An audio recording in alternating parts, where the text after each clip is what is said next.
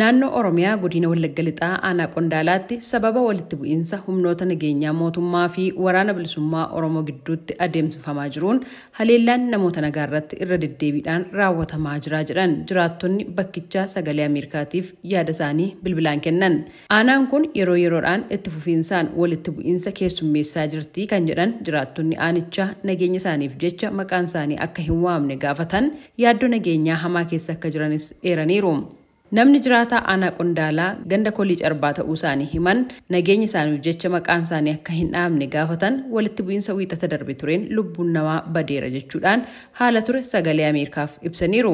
Waraanni mootummaa bakka addaa Maaramoo jedhamu ture achi osoo galaa jiru gara Qondaalaatti maqaan isaa Mujaahid Jibril jedhamu rasaa isaanii rukutee jeesee darbe. Illoo bakka jedhamutti mana warra Shanee Daggaafii jedhanii baqatanii bakkee jiran jedhamee manni namaa kan gubate dhibbaa walitti illee tilmaamama. Qabeenyi namaa deeggaraa Shanee jedhamee sa'ii qotiyyoon oolaan bushaayeen waliigalli midhaan illee dhaabbatamee fe'amee boqqolloon bunni qonnaan bulaan qabu kun jalaa gara magaalaa Rigiitti fe'ameera. Guyyaa saafaa ta'edha malee qaama hin beekamne miti waraana mootummaa dura dhaabbatee kan saamicha gaggeesse. Wallagga Lixaa aanaa Qondaalaa Beekii keessatti torban lamaan kana keessa hanga har'aatti kan raawwatamaa turedha. Namni kan biraan jiraataa aanaa Qondaalaa ta'uu isaanii eeruun sababa wal fakkaatuun maqaan isaanii akka hin waamne gaafatan waldhabdee aanichatti gandoota baadiyyaa keessatti uumame hordofuudhaan namoota nagaa irratti rakkoon qaqqabaa jira jedhan.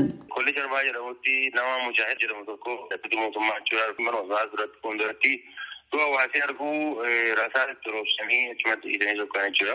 Ganda Xiilloo jedhanii hidhattooti mootummaa jechuudha horiiwwan hawaasaa walitti qabanii mooraa mana barumsaa keessatti gashanii mana barumsaa balbala isaa itti obsuudhaanii horii keessatti gashanii akkasitti barattooti yeroo ammaa kana barumsa isaanii addaan kutanii jiru jechuudha. Egaa wantoota akkasiitu baay'ee hammaataa jira.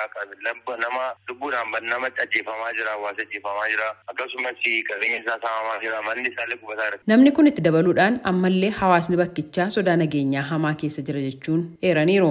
Aanaa Qondaalaa jedhamas naannoo Kaasee jedhamutti jechuudha namoota hedduutu achitti miidhame jechuudha. Akkasumas qabeenya isaanii saamuu isaanii nageenya bu'uu barbaadu jechuudha. Qabeenya isaanii saamuu abdii isaanii gubachuu akka hin gubanne akka jireenya mataa isaanii gaggeeffatan jechuudha. Amma yeroo harfaa isaan gahaa jiru yeroo dirree isaanii irraa huba gubanii sanyiilee qopheeffachuudhaaf jiran jechuudha. Kanaaf innaan hawaasni kun nagumti dhabee tasgabbii dhabee akkasumas qabeenya isaa dhabee lubbuu isaallee dhabaa jira. Kanaaf innaan wanti hawaasni kun barbaadu araaree marsaa sadaffaa waraana bilisummaa Oromoo fi hidhattoota mootummaa gidduu jiru karaa nagaan akka isaa walitti deebi'anii tasgabbaa'anii jireenya mataa isaanii jiraatan barbaadaa jiru hawaasni kun jechuudha. Namoonni sagalee Ameerikaatiif yaada isaanii qoodan kunneen mootummaanis ta'e waraanni bilisummaa Oromoo namoota nagaa irratti xiyyeeffachuurraa of qusachuu qabu jechuun rakkoo nageenyaa godinaalee Oromiyaa keessatti mudatee jiru kan ammoo karaa nagaadhaan fala dha'uuf qabu jechuunis dhaamaniiru.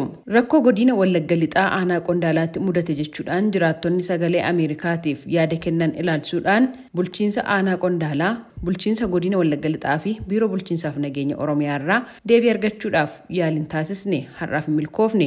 Haa ta'u malee har'a ministeerri tajaajila kominikeeshinii mootummaa Laggasee Tulluu ibsa gaazexeessitootaaf kennaniin raayyaan ittisa biyyaa hidhattoota waraana bilisummaa Oromoo kan naannoo Oromiyaa keessa socho'aa jiranii fi garee hidhattootaa naannoo Amaaraa keessa socho'aa jiran irratti tarkaanfii fudhachaa akka jiru ibsaniiru. Dhiyeenya kana immoo hoogganaa waliigalaa raayyaa ittisa biyyaa Itoophiyaa Fiild Maarshaal Biraanuu Juulaa gaaffiif deebii sabaa himaa mootummaa biyyattii waliin taasisaniin humnoonni nageenyaa mootummaa waliigalaan namoota nagaa fi bu'uuraalee misoomaa siivilii irratti haleellaa hin raawwatan jechuudhaan himannaa irratti dhiyaatu kan hin fudhanne ta'uu eeruun isaanii ni yaadatama. Gabaasa sagalee Ameerikaatiif Tsahaay Daamxoo Finfinneerraa.